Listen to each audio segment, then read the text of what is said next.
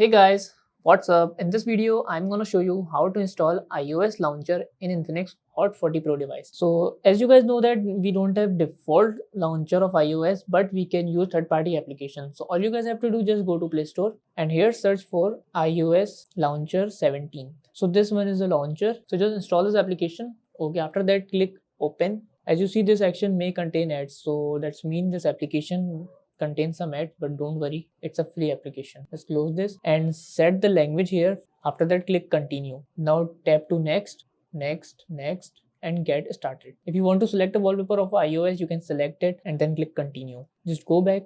As we don't want to remove ads, so just click on continue with free version. Just we can saw the ad and then click on next. So as you see, it is now in processing. Tap on screen to start explore OS launcher. Okay, so just set to default. So this is how we can set iOS launcher in Infinix Hot 40 Pro device. So that's it about the video. And if you want to go again, just go here, allow all the notification and then set default launcher.